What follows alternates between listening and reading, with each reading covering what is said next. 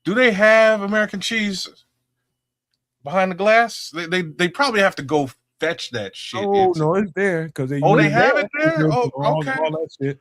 But then also, I mean, I get on your euro. I get that. All right, you want to add extra ingredients to a dish. All right, you got to pay a little extra for those ingredients. Fine. But if I order my euro, add cheese, no tomato, I want a deduction from the price because guess what? I'm saving you some tomatoes. Oh, see, you an asshole. What? Oh, you want a deduction now? Well, am I taking the tomatoes and just throwing them away? Tomatoes coming with it, and you can't do nothing with it. Trip, stop arguing about that shit. No, you can keep them. Keep your damn tomatoes. Trip's an asshole, man. Don't give them to me. Trip's a straight asshole, man. That's so if you keeping them, he didn't want somebody to deduct on his price. He an asshole, man. That's hilarious. you can keep it. He says. Add cheese, keep the tomatoes, and we'll just keep it the same price. Oh snap! How you get like that, man? Well, that's the Jewish in me. Oh man, I guess you can have it your way, man. Somebody said that. That's. I think that was Burger King. I think it was BK. That was too funny, man. That was too funny. It's like, customers are always right, but you might not be welcome back. No, and beware what they do to your sandwich before they hand it to you. Yeah, but that's the thing. Thank God there's that glass and you can see. You know what I mean? Like they're making it right. If you can't see them cooking or there's a kitchen, don't be tripping. Don't trust it. But like if like a Subway or something that's right there in front of you, talk all that shit. Don't trust them motherfuckers either. I'm just saying. All right. We got to take a hard turn, a little bit more serious. But we do this only in the way that the Nomad Network can handle this. Take a hard left turn and go into something that you need to know about. And it's more serious than everything we've been talking about on the show tonight because it's life. And it's just the way current events, it's the current of current events that have taken us here. And so you should be prepared for what we're about to talk about. And give me a second so I tee this up.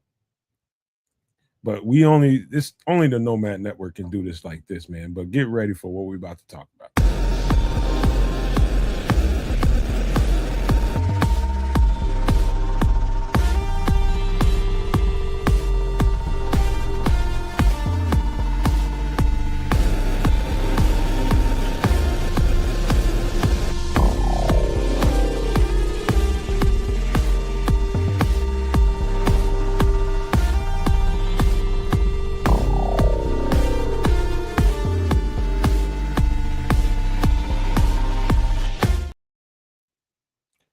We are in a farming crisis here in the United States.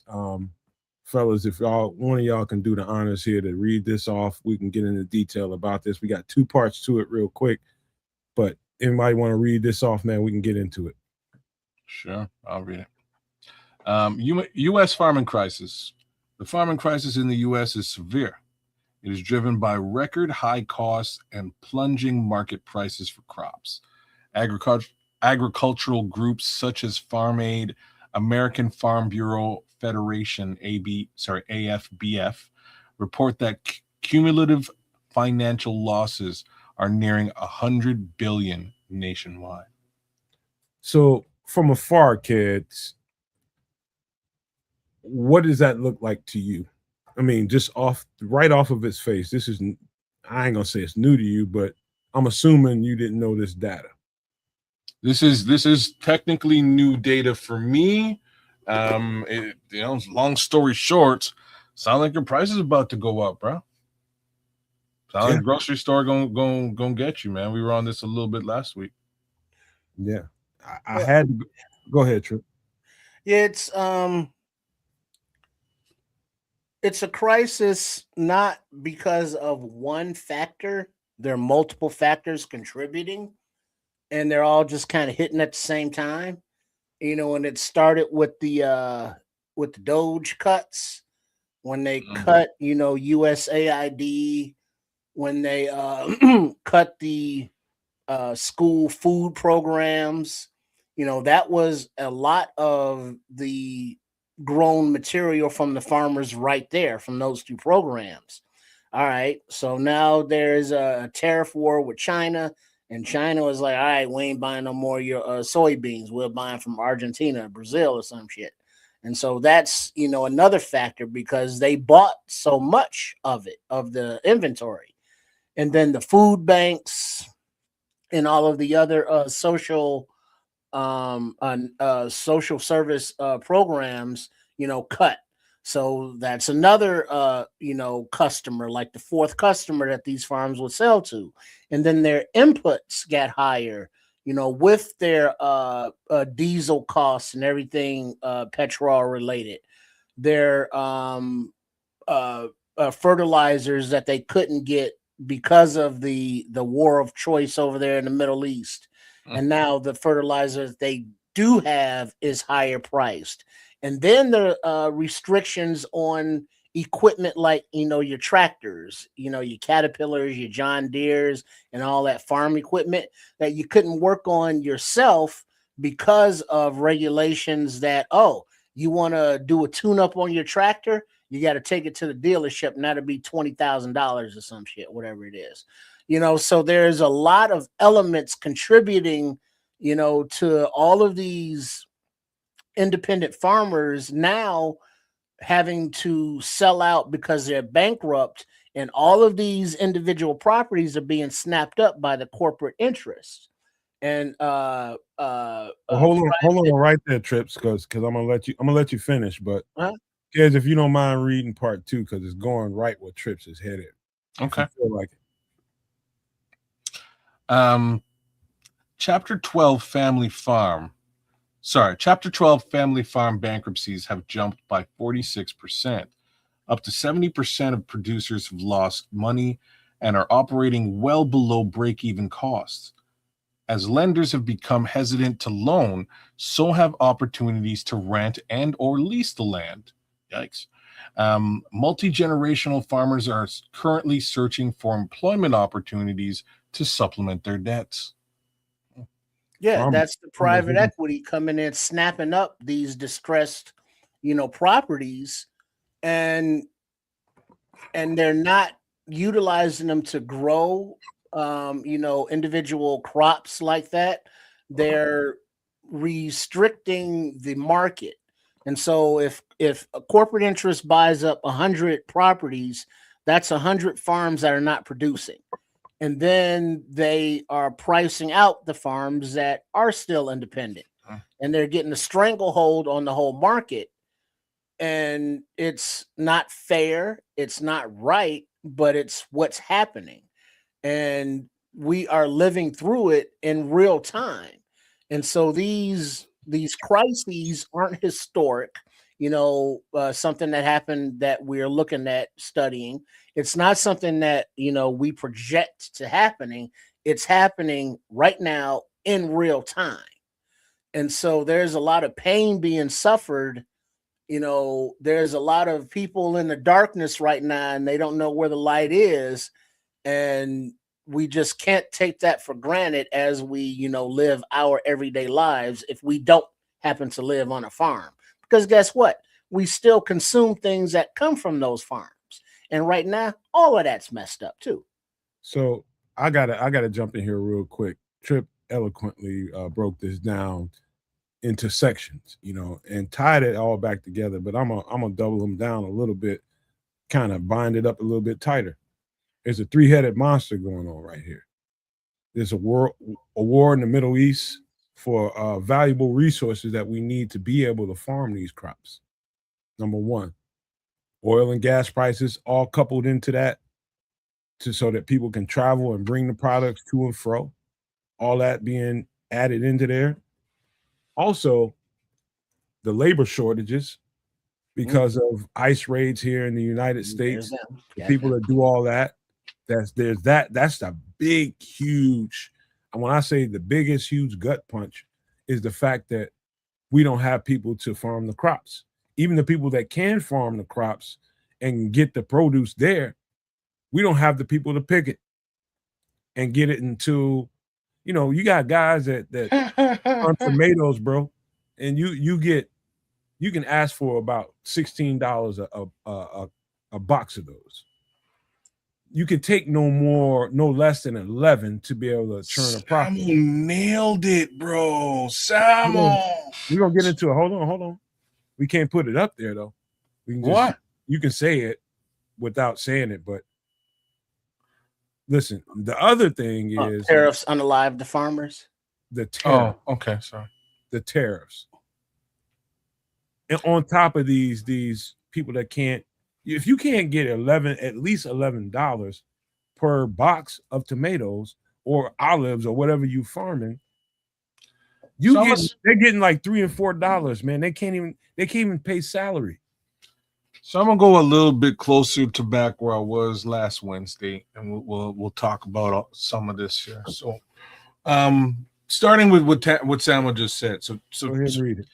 So he just said tariffs don't alive the farmers. I'll give the other side. He's saying that's why government just passes laws that limit the number of properties that a corporation can own to 300, which is still high in my opinion. They also have transparency over ownership law. Interesting point, brother, because that actually leads to something that you were talking a little bit about last week, Wednesday, Nomad, and that was just sort of shell corporations.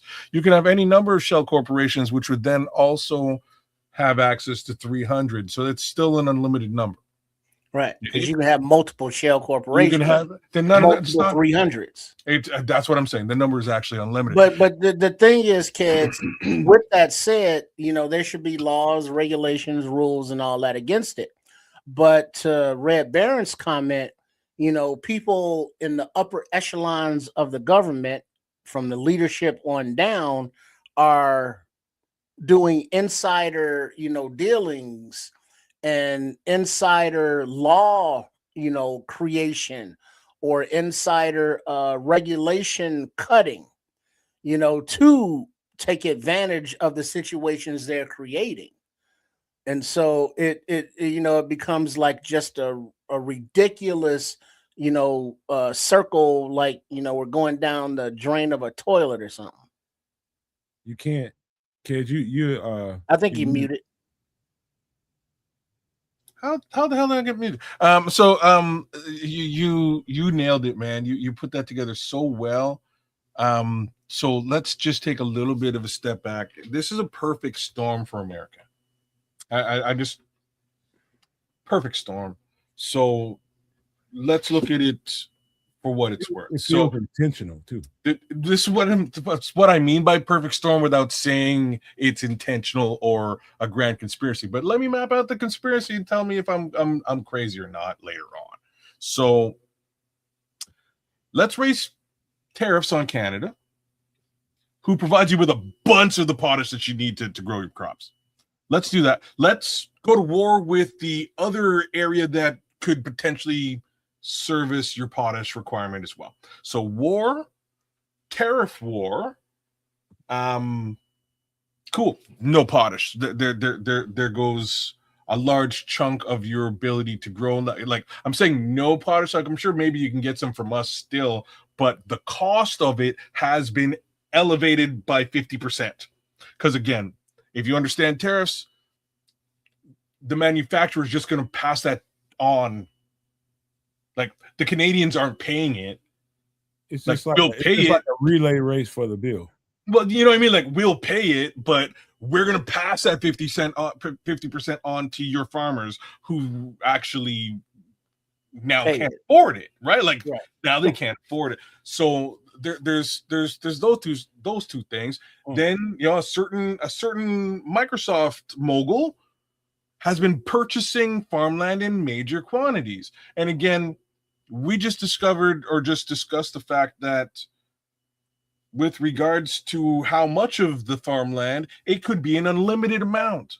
It could be an unlimited amount. 300 by 300 by 300 to the amount of however many that guy decides to purchase or decides to create shell companies, shell corporations. And it costs $300 to make an LLC. Brother, and he's got millions of dollars to do it, right? So all of these things combined together, now puts you in a situation where he's created a perfect storm to squeeze out America to buy fake meat from him.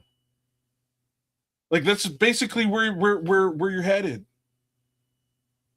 Yeah, Maybe this is crazy conspiracy shit, but it's not crazy, kids. I'll tell you why. It's the most sinister plan ever hatched by any group of men that have had a stranglehold over governments. And I'm not just talking about here in the United States, or I'm talking about anywhere. Any government. Anywhere. This is the most sinister plan, and this is basically their break glass moment. This is our chance to. I know that this is going to lose. This is going to fail miserably, but the end of it is the end of it. But in between here, where we're talking, you got farmers that 5, 6, 7 generations of people that have gone and left all this generational wealth to these people that are out there now in a food pantry line and also looking for a job because they cannot pay the people whoever they can get, because the normal people that they had to do this work ain't here no more. They're running from ICE raids. From ICE, and this is the other part of the perfect storm. Thank you so much for bringing that out, because it just fell out of my skull. But there's the next layer. So let's remove that working class, that underworking class below and or in and around minimum wage of illegals. Let's remove that. Without now, nobody's going to want to. That labor force is gone now. Nobody's going to want to field and or tend to those crops to make that lower portion of money that those guys were guapping up on. Like this, it's one of the parts of the whole. Like I don't live there. No, here's how they circumvent that, kids. They got the the H-1B1 visas, where there are certain qualifications for bringing in international quote unquote talent, for engineering positions all the way down to, I guess, labor. No. But part of the stipulations of these visas is that, let's say you are a business sponsoring them, and so basically you control these people's lives.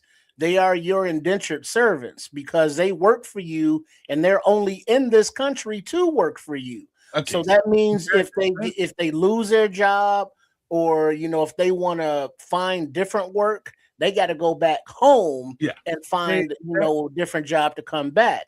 And so now you don't think people are going to take advantage of that situation with these people? Even that don't even work, because they got stupid people in federal uniforms running the streets, just going wild and just pulling anybody in.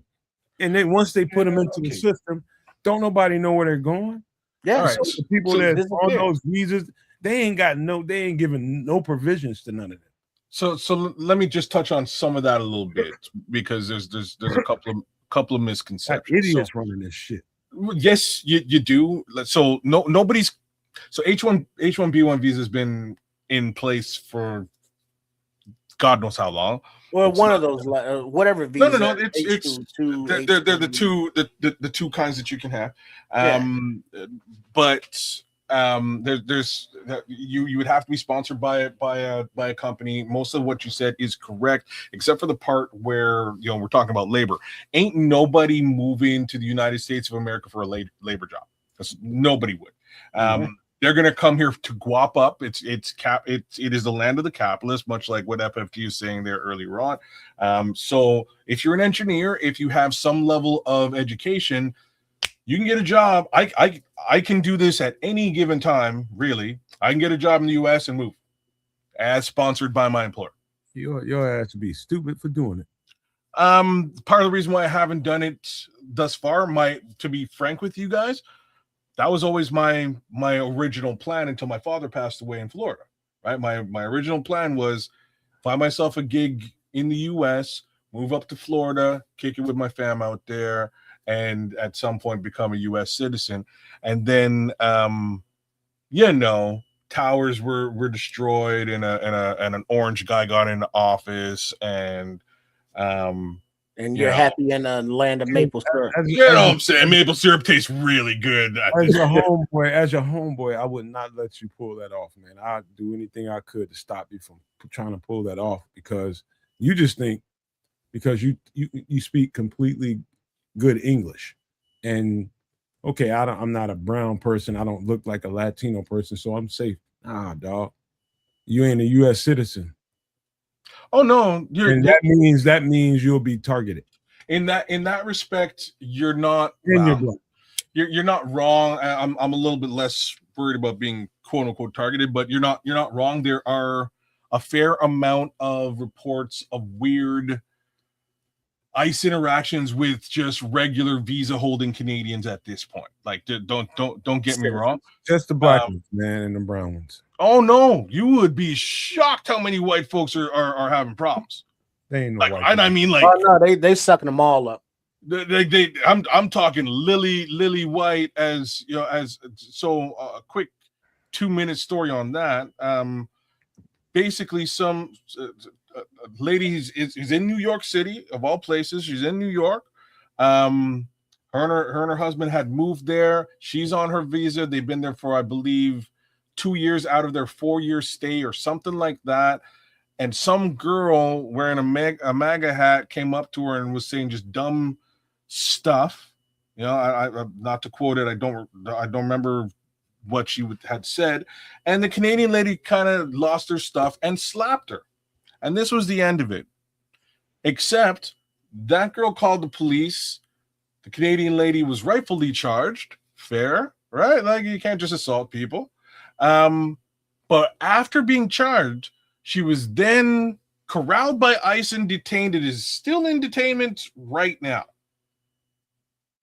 So they're revoking her visa and likely sending her back to Canada. But none of that is under discussion. She's just basically being held with no due process. With no due process. She's now lost the job that she had. What's happening to her? Right, so that voids the visa. Now the visa has been voided. It's a really funky, weird situation across the board. Yeah, but I got to tell you, happening. I got to tell you what's at risk here. If you're not a United States citizen, what's at risk is, like, who, I don't know who that lady is, and hopefully gets back to where she belongs without harm. But the problem is, not only are they violating rights, they're violating. If you know what I mean, they're violating people. Hey, literally out here violating them. Trips, don't go no further than that, because I know where your mind can go. But that's the risk. And you don't have to be a female to suffer that either. I can dig it. I hear everything you're saying. I knew things were a little bit weird when the orange guy got in the first time, and I quite frankly haven't been back to your country since.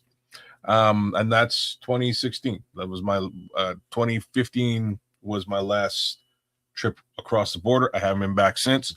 Love your country. I used to go every year. But like I say, I haven't been back in quite some time because I was a little bit weirded about where things were going, and it's just gotten progressively weirder as the years have gone by. It's now been 10 years. Wow, that's crazy. I've been in the U.S. in 10 years. It's that kind of violation going on.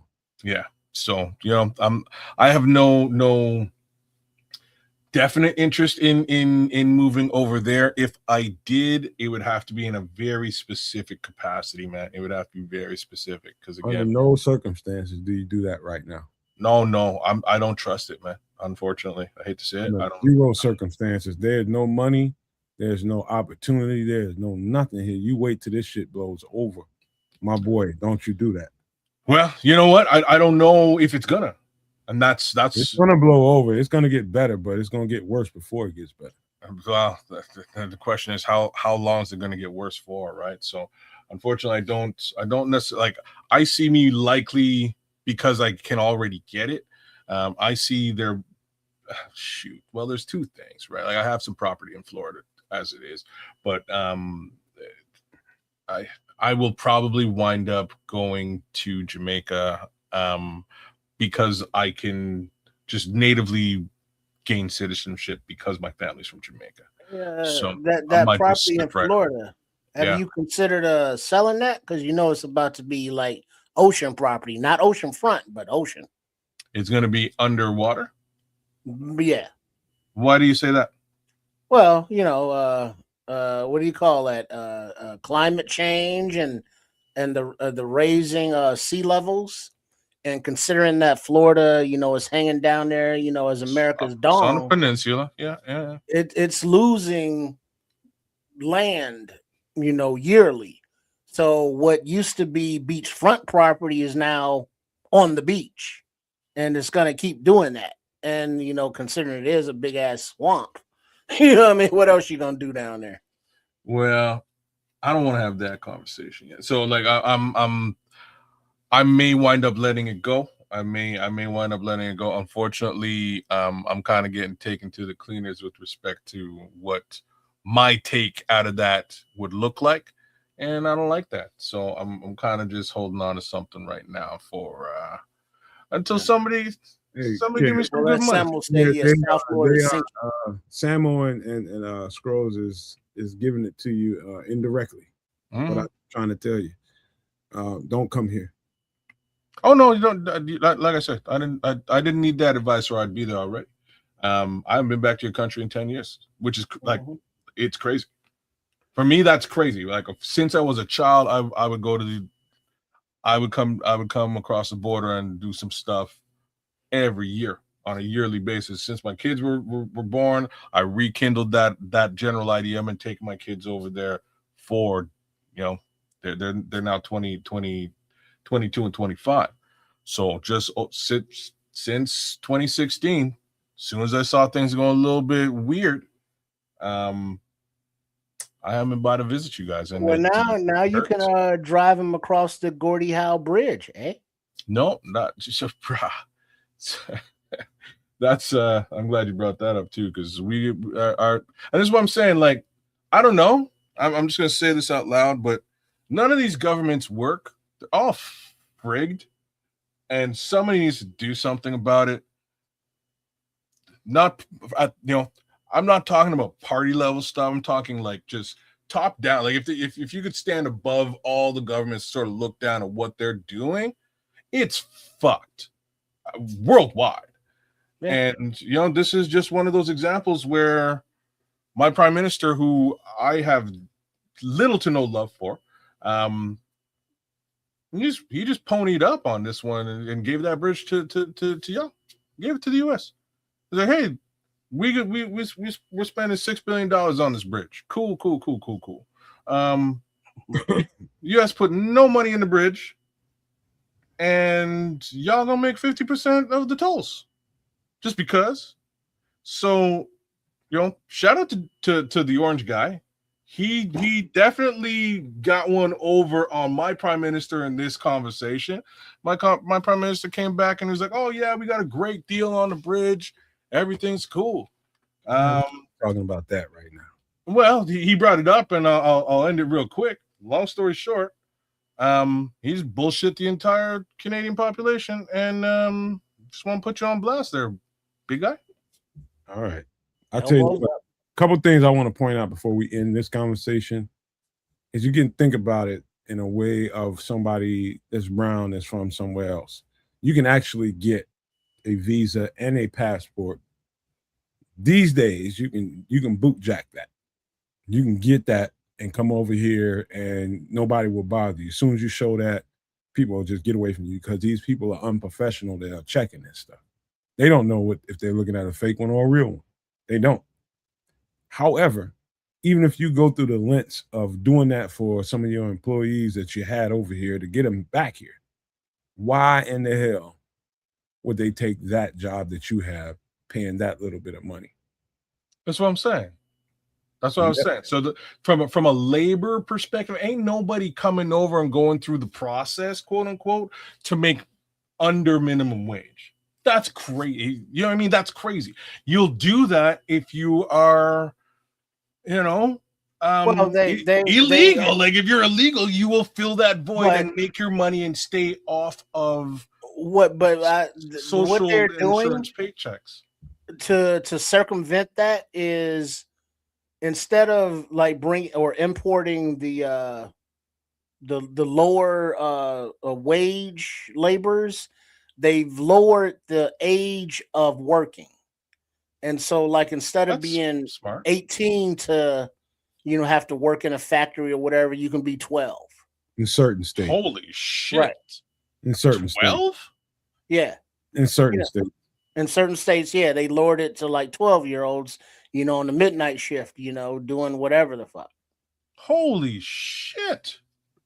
That's when I tell you, that's how you know it's this rule that we've been living under our entire existences. It's over. It's over. We just watching the fat lady singing like a motherfucker, and this just kicking and screaming on the way down. So I need you to time out. So what they did was they said, all right, so we don't like these people here. They're illegal. We're going to kick them all out. But you know what's better than illegal people who are working under the table for the most part and not really even contributing to tax, but doing the labor we don't want to do? You know what's better than that? Child labor. Child labor is awesome. Let's get 12-year-olds to go and work the fields for less than minimum wage. That works for China. Only problem with that, have you met a 12-year-old in the United States? Right. Not the brightest. And so you don't need to be bright to do a repetitive manual labor. But the thing is, it's not. But you might lose a finger or an arm or a hand. Well, but that's the thing, though, kids. It's not just field labor or picking crops. It's manufacturing in places where they have machinery. Brother, I know exactly what it is. It's like, hey, take your little young ass in there and fix that machinery. Don't worry about if it's on or not. Why are you monitoring your social media? Why you got your phone? Go ahead. That's sweatshop shit, man. Yeah, it is. It ain't gonna never work. Shit ain't gonna never work. But that's the law in like Arkansas and other states now. Because they're stupid. They're absolutely stupid. But that's the last thought I have with this. This is we're in critical mass, bro. 110%. And there ain't no, okay, what if this happens? What if no, it's happening. Yeah. And it's coming to a head right now. Settle down, Red Baron. Because as the gap between the haves and have-nots is getting wider, because the haves are just straight up stealing from the have-nots and just leaving everybody, by the wayside as they get all theirs. It's been, building, but now it's to the point where something's got to give. But this is what I was talking about with respect to that grift that I was talking about, right? But now what we are identifying here today is that it's not just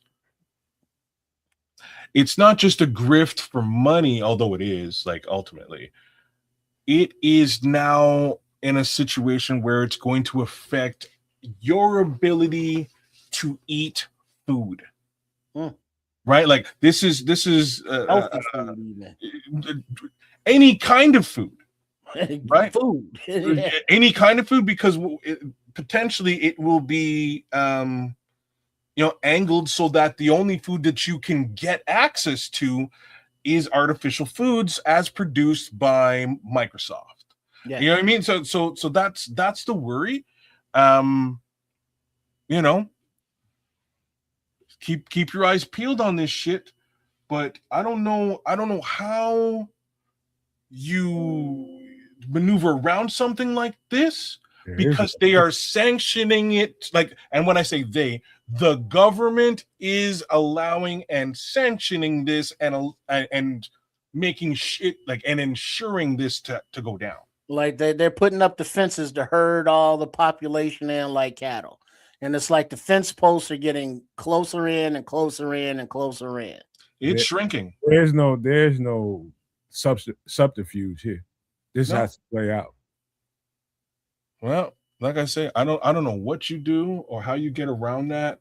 I'm not trying to say that where I'm at over here, they're not trying to do more or less the same shit. No, they're not. To a point, they all are. There's. Look, let's be clear about New something. World Order. Let's be clear about something. Here in this country, the people in leadership right now, and we're gonna end this after this because we have to. We only got a little bit of time left. There is something here that is causing this reaction to happen, and that is the billionaires, specifically in this country. I'm not saying the billionaires in other countries aren't in on it, but specifically here, since we're talking about here, they have put their lot into total domination instead of governing, instead of politics, instead of any of that kind of thing. They have put their lot in. We'll just control everything with our dumb asses. With all this money, I'm supposed to know exactly what to be doing with the world. I'm supposed to govern them because I have this much money and power. That was never going to work. That was never going to work. But this, again, there's no subterfuge here. This has to play out. You're going to find out. And I can't wait till this thing hits us. It's going to hit. People think it's going to be 4 years from now, 5 years, 6 years. Nah, this ain't going to take long. Promise you that. It ain't going to take long. It's already at needle point to begin with. And when it starts to go down, you're going to see all kind of scrambling roaches, rats, all kind of vermin running around, running the bunkers, trying to run to other countries that don't have dominion over, sending them back. That ain't going to work. People are going to change laws to make sure these people make sure they get what they got coming. So the people that don't have, extradition laws will have them. These rats and roaches ain't going nowhere.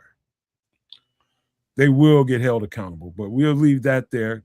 I know you got a mouthful, kids. Go ahead real quick. I can see you leaning forward. I don't really want to say anything here because I just don't. I don't see the fix you're describing. I don't see there being a fix. I have a problem with the idea of the system fixing the system. The system has to it has to break. It's the only way to you would have to subvert the system to beat the system. I said nothing about the system fixing itself. I'm talking about how it's going to play out and how this thing is going to land. I know what the system may be completely fractured to the point where we have to make another system when this is over. But I'm talking about the people responsible. But this is what I'm saying. You're saying that's what I meant by the system, right? It was just you're saying that those people responsible will be held accountable. That requires a working system in order to do that. No, it doesn't. No, it doesn't. The pitchforks are already out, kids. Well, you want to do it legally by the system, or you want to do it, vigilante style? It won't even matter at that. Once that happens, the pitchforks are already out. They're out now, but it'll just get worse. So ain't nobody worrying about the thing about what's happening right now. We're seeing so much injustice. People that should be in prison for the rest of their lives, walking away, getting away with all kinds of heinous crimes against children and all this kind of stuff, just walking free. Nobody trusts that shit no more. That's why the pitchforks are out. And that's why the pitchforks are going to work. Because they ain't going to let it get to that point. That's what I'm talking about. Yeah, it's going to come to a head. How long it will be, what that will look like, I don't know. But guess what? They start with pads on Monday. Happy distractions. Yeah. Fuck. All right. God. I'll tell you what. You know what? There's only one way, and I had a plan for how to go about doing this last part of the show, and I was gonna go somewhere, but there's only one good way to do this right now. At this point, you guys are gonna see.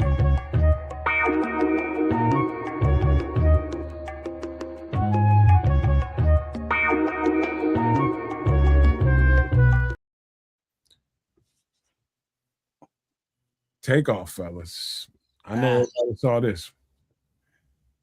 Yeah, let's see. What are we looking at? Remember the Titans, starring Denzel Washington's among others.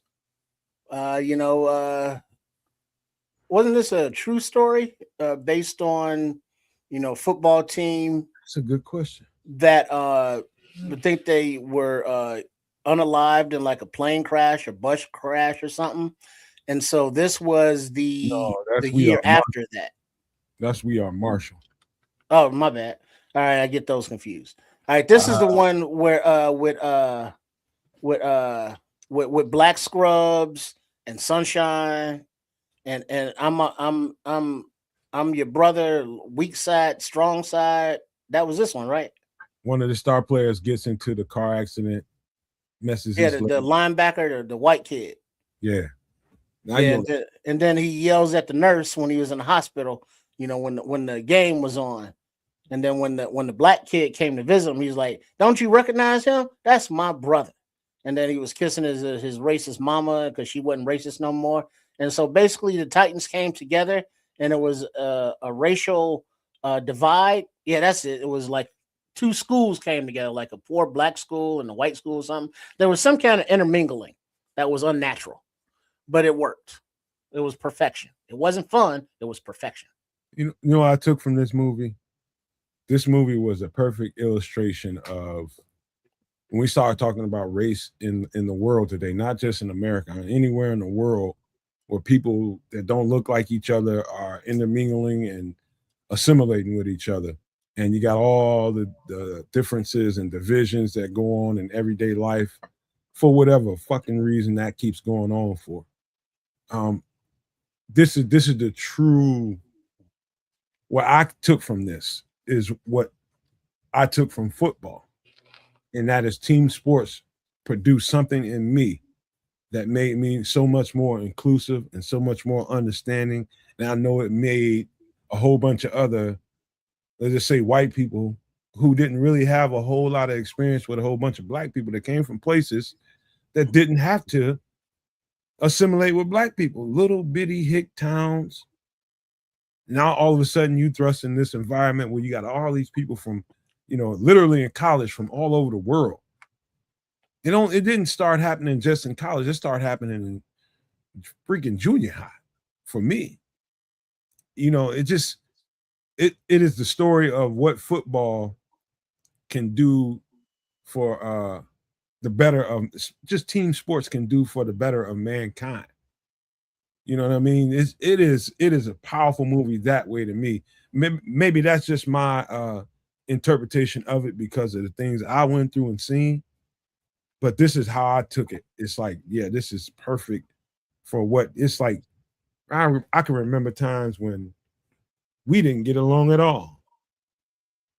It's like you white motherfucker, you black motherfucker kind of attitudes. Even though nobody said that to each other, you can see it. But what team sports and team dynamics bring to the table is you find common ground because it forces you to. It forces you to, literally. If we're going to go chase this thing, we got to understand something. We all got to understand this one thing. And we all got to go through it. So ain't no need in everybody looking at each other like you some other. Because if we got to do that, let's go ahead and get this out the way right now. We'll clear the locker room out. We're going to bust this shit down right now. And that happened. My college years and my high school years. Had to bust it down. And when that bust down get done happening, you understand me now? Had to happen. Yep, we doing the same thing. That's what this movie means to me. But it had a lot of other, pieces of the string that, there's a lot of stuff that went on in this movie that I can really, really relate to.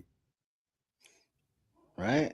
It's just the cast, a lot of young, actors and actresses at the time, Ryan Gosling, Wood Harris, and then Denzel's assistant coach, the defensive coordinator, Will Patton, Black Scrubs, Donald Faison, Kate Bosworth. And they were young at the time, high school age. And the racial tension that was going on and animosities and just that unification of being on the same team, striving for the same goal, against the same opponents. And when one of the coaches did some kind of monkey thing toward the Denzel's character, and Denzel gave him, a banana after the game after he kicked his ass. Is like what? And so the way that he addressed the racism, he kind of kept it under control for the benefit of his team. And so it's like, yeah, we realize racism is here, and we are going to ignore it, but we can't ignore it. But we're not going to let it be detrimental to what we're trying to do. And then now that unification, now they're all on the same side. Whereas, training camp, I don't like that dude. I'm not sitting with that dude. I'm not playing with that dude. And so by the end of the season, that's my brother, for life. And just the way that the sport of football, or all sports in general, can bring people, communities together, that's, part of the beautiful aspects of it. That's what you should take from this movie. And it is so well how you just said that, Trips. It's like, remember I told y'all the story about how I never had a pierogi in my life until I went to college. Mm-hmm. And this guy, one of my teammates' moms, came to visit, and she had these couple of pans of pierogies, and I damn near ate the whole pan. He got mad at me, and she told him, "Shut up! I got a whole nother pan out in the car." And me and him, the big offensive lineman, we had the thump, bro. We had the thump. You hate me because I'm black, and that's just from where you came from. That's what you were taught. And I don't give a F about me being black and you not liking me because I'm black. Say one more smart thing to me, I'm going to jump on your big ass. Senior, freshman, I'm the freshman. And he grew to respect me because I wasn't afraid of him. And I dove right on his ass. And after that kerfuffle, the connection happened. And the connection went even further than that. Today, we're still friends. His mom came up. I didn't even know she was in town. He was just like, "Hey, yo, come up to the room. My mom just came in town, man. I want you to meet her." That happened from a battle between teammates.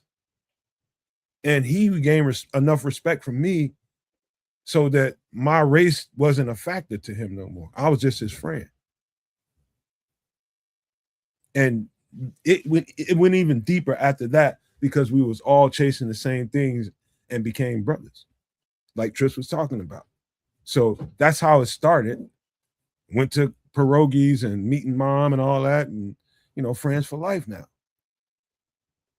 This is what the game can do for you if you see it that way.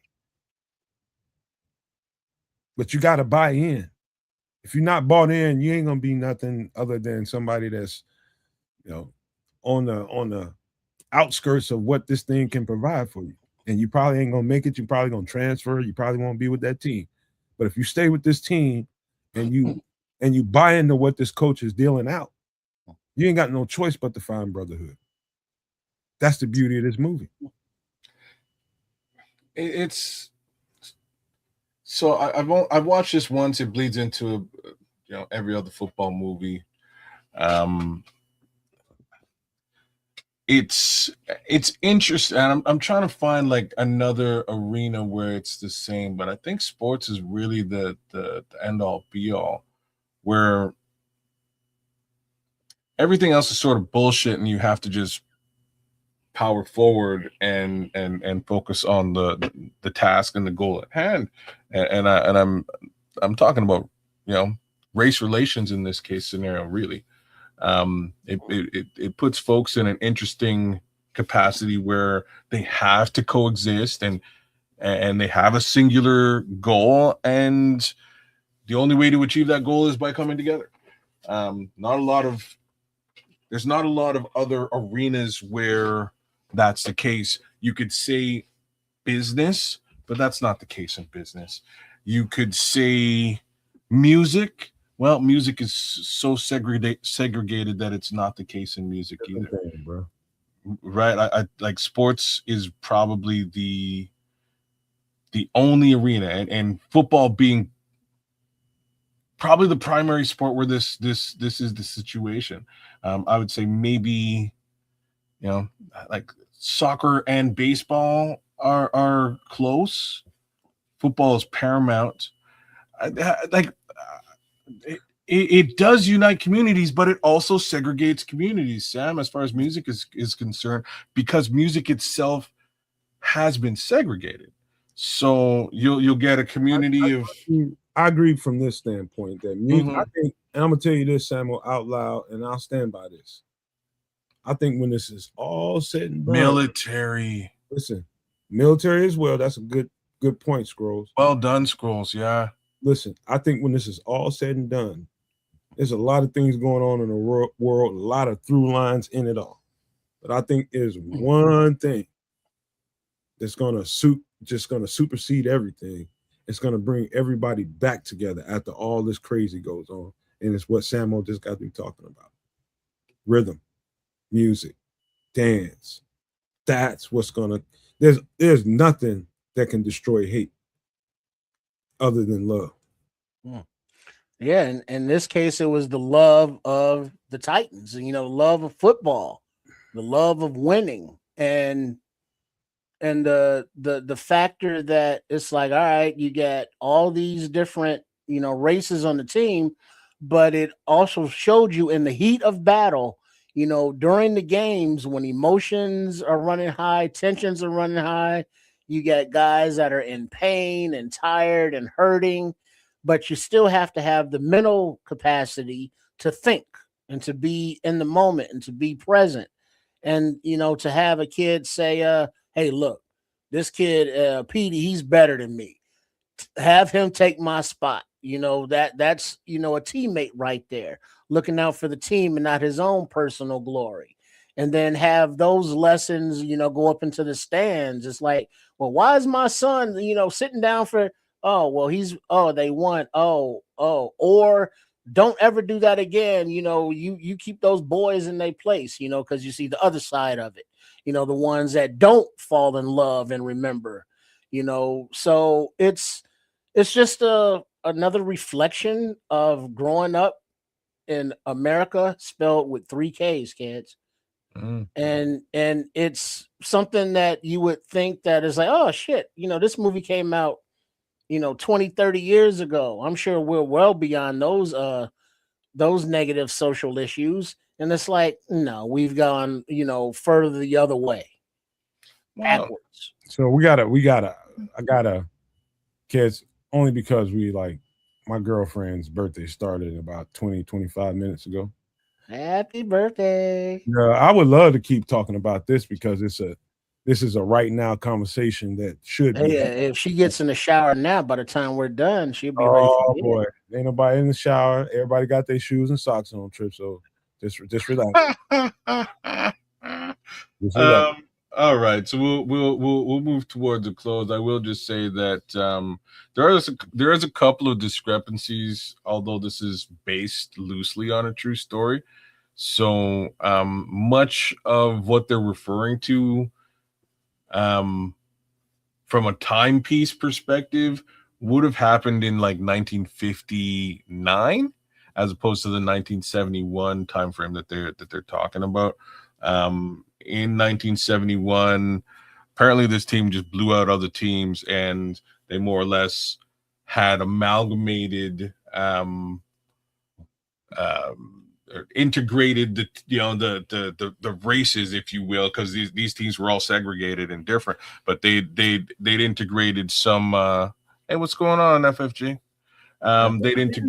They'd integrated these teams, a few years before when they're saying that this would have occurred. But in any event, it's a scrolls. It's a good synopsis and understanding to sort of come to that. It is I'm going to take it sort of the other way. It's almost an unfortunate reality that to really get over the racial divide, you sort of need to have that singular goal and unification in place to ignore that and just plow through and power forward to achieve that goal. I wish there was more areas where, that could be achieved. Hey, Samo said happy birthday. Mm. She said thank you, Samo. But yeah, man, I gotta get out of here, man. But this is man, I can tell y'all so many stories that comes to my mind. Just seeing the name of this movie and thinking about the movie triggers so many stories, both good and bad. You know what I mean? But more good than bad. It started off bad, but what a memory. I mean, you talking about lifetime, man. You know what I mean? That people that's gonna come flock. I got people from all over the country that will flock to me if I just throw up the distress signal. All from that brotherhood. That some of them people hated me at first. I couldn't do nothing about it. Some of them I really did not like. I never hated nobody, but I had strong dislike for a lot of them cats, man. But yeah, but it was literally hate for me, you know what I mean? Because I was so outspoken, so much of an alpha, and I went against the grain so much, being the person I am. And that didn't sit well with a whole lot of people, but paid off in the end, I guess, So I just wanted to wrap this up, man, get up out of here, man, give you guys a chance to give some shout outs, some thank yous, and whatever you got to say before we roll up out of here. But I do need to go. All right. Once again, it's been a Wednesday. We extra sauced it up in true fashion. Samo's lady's birthday was Monday. Happy birthday, Samo lady. Oh, AC Adams says, go get your dessert. Happy belated to Samo's. Ooh, we got sound effects. I got some donut glaze on my eyebrows. That guy does not exist right now. Keep going. Happy birthday from me and Triple R for sure, to your lady and the Samo's lady. But major big ups to the chat for hanging out with us tonight and making it this far. FFG, always good to have you, man. Sam, AC, the Scrolls is with us tonight. Who else was kicking it with us tonight? Ben Williams. We had Benji, Mojo Jojo Loco came through. Yeah. Miguel Goncalves was with us. True Pilgrim. Paul Rodriguez was with us. Word. Tater Tube. Who else was with us? Walmart Willie was with us. We had a good. Donna Burr came through. Even Donna Burr was in the building, and he actually cracked a couple of funnies tonight, man, as opposed to being just an annoying Detroit living motherfucker.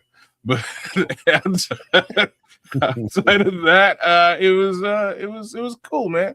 We went across the horn, talked Bears football. You too, Samo, man. Trust me, bro. Yeah, man. We know you'll be back with us here in a couple of weeks, man. So do what you're doing. I'm gonna do what I'm doing, and we will catch up in a couple of weeks and talk some. Well, so your daughter, she's eating like a 4-piece wing now. Who? Extra fries, Samo's little girl. Oh, Samo's? She don't need no help now. She probably powering it down right now. Because I know she got her molars in there. She's chewing food. Yeah. Smash a 2-3 piece, eat all the fries. Mm-hmm. Fries gone. That's where Samo been. He been at work. Yeah, you gotta feed that baby, man. She probably eat 2 of them wings and fries gone. Because remember, when she was a baby, it was like, yeah, you can't deny it because she got your big ass head. And she ain't doing nothing but going into that. Shout out to T Will, man. Terrence Williams was with us tonight. C Spags as well. Anybody I'm really forgetting out there? Nah, man. Mad love to all you guys for coming through. Leo Factor was with us tonight as well. Joe Archer and Ron Winarski. Big love to all those regular No Maniacs. But yeah, man, we went across the board. Talked. You thought I was bullshitting. It's a 10-piece chicken nugget in 2. A 10-piece though? Goddamn filter, man. You need to put a stop to that. 2 years old. You need to, man. Chicken nuggets are delicious. A 10-piece at that's a drop right there. We gotta run that back at some point and cut that out. That's a definite drop. Chicken nuggets are delicious. It was perfect. It was perfectly so singled out. We got to use that later on. A lot of emotion in that statement. It was. You were dead serious when you said it. So we got to bring that back. But as long as she's not eating the French fries with all the dipping sauces, I think she'll be all right. Oh man, No, you just keep your eyes on that little one, man. You keep your eyes on her, Sam. But look, yeah, man, we touched on. Big shout outs to the chef for killing it, unaliving it again today. Those are some dangerous pancakes, and I suggest y'all get in and try. Like, real talk, I gotta shut this down too because I now kind of have to make pancakes tomorrow morning. Is really what's got to go down. So we'll see how well that pops off. Either that or waffles. Waffles might be Fix your mind, man. You ain't got to do none of that. Oh, bro, no, I have to because you see, like I'm kind of on like I have 24 hours to be a jerk. Because like once my son gets back here, my son is like he's like what's the word I'm looking for? Jerk police. Yeah, basically, yeah. He's both of those things. Yeah, I didn't say that. He's gonna keep you to your diet. Not only my diet, but I can't smoke. I can't do nothing, man. I'm very much monitored, and so I'm just trying to get it up. It looks like you got like a son that loves you. Yeah, that's great. I didn't sign up for all that shit. I'm just saying. You know what I mean? Like I'm somebody's daddy. I'm not. My daddy passed away a long time ago. I don't need that. You know what I mean? I'm trying to go through all that shit. Let's see. That's the only meat that she eats. The rest is just fruits, vegetables, and occasional turkey breakfast sausage. Hey Samuel, they're delicious. Samuel, I got an autistic nephew that won't eat. He wouldn't eat shit for the longest time, but McDonald's fries. That's all he would eat. They get like I have a couple of my family, and they get very much like that. They become very like specific, like ultra specific. You know what I mean? And my cousin Brent was exactly the same way when he was.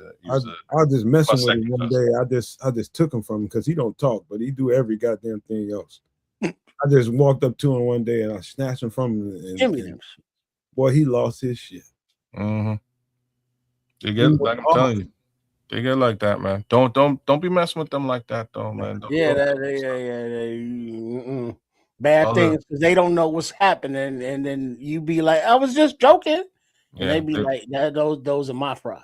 They may tear a strip off you, by the way. Yeah, if you ain't paying attention, because they just don't. My aunt knocked the shit out of me, though. I know that. Oh, damn! What you? Yeah. Don't think that they'll forget that either, though. I don't like it. No, he'll remember that his whole life. Mm-hmm. The memory like goddamn elephant. It's just like next time he sees aunties, that was the other way, man. That was only a few years ago. That's recent. I bet you he's not cool with auntie, man. What is some? I think McDonald's is putting something in the food to get the kids addicted to it for sure. Yeah, that was decades ago. I'm about them fries, man. Them fries. That's a whole Samo. That's a whole other show. You need to steer clear of the golden arches, man. This that's the best thing I could tell you. I know it's cost effective and fast. I know. Good Lord. I'm tired. I ain't got. Let's just pull in here. Couple bucks. Don't drag them into the deep water, kids. I already know where it's about to go. Right. We're gonna be here for an hour, so love y'all. Everybody. Yeah, and like someone said, your nephew gonna kick your ass when he grows up. Remember what you did, and he should too. I always do good shit with him too, man. I taught him. I let him barbecue, man, and that he loved me because of that. Okay. He's anywhere around the grill. He just standing there gonna wait there. My turn. And then you want barbecue? He coming. Here he come. So he just loved that. So I just that one. He's training a young pyromaniac. But a shout out to everybody, around the globe. Hope y'all okay in France and Spain. They got wildfires going on over there. Oh, Japan, had earthquake and tsunami warnings, and northwest United States up there, forest fires and such. They got the Kaka River down there in San Diego, with the sewage and the ocean. So it's a weird planet. Mother Nature's doing her thing all around. So everybody take care of yourselves. Plan your meals, your water, your air, all of that stuff. Plan that shit out because it's not guaranteed. And shout out to Chef Trips for coming in with MF in the kitchen the last Wednesday of every month. And those loaded pancakes, I'm gonna have to try to order those myself. I'm just trying to figure out what to load them with because the options are endless. And a big up to him and his channel over there on the YouTube at Chef Trips and his page at sportschicagostyle.com/Shay Trips. And then shout out to everybody else and make sure you subscribe to all three of the networks, the Nomad Network at Cads of Canuck and Triple R SCS, also known as Sports Chicago Style. And let's hope that everybody stays healthy on the team. And we'll be back Sunday night with Nomad at Night to discuss the goings on between now and then, and look forward to the pads on Monday. Amen to that. That's exactly what we're going to do come Sunday night. It should be, it's going to be they're going to kind of turn it up a notch coming Monday, but later on in this week, you'll probably see a little bit more moving and shaking, and probably as far as the lineup goes, who's getting 1 reps, who's getting this, who's getting that. Start hearing reporters come out and tell you some stuff. And, it's going to get people talking. But just remember, they still in underwear, bro. Straight up. Don't even worry about it, man. They still in underwear. It don't matter until they put the pads on. Even when they're thudding at a quarter speed, that ain't really nothing either. When they start going 11 on 11, no holds barred, then we can talk. But until then, man, it's just don't get too wrapped up in the next podcast you see being hyperbolic about he heard this or that. Don't get yourself wrapped up into that. Just not worth it, man. But I thank y'all for being here. We appreciate you all, and I say that for all 3 channels, Sports Chicago Style, Kids of Canuck, and of course here at the Nomad Network. We appreciate y'all for always rocking with us and keeping us alive and well, man, keeping us running, because we only do this for y'all. We do this for y'all. We was you guys in the chat at one point. Now we're here for you guys, and we appreciate you guys for appreciating us. We got to leave you guys with these famous words. Love, peace, and hair grease, y'all.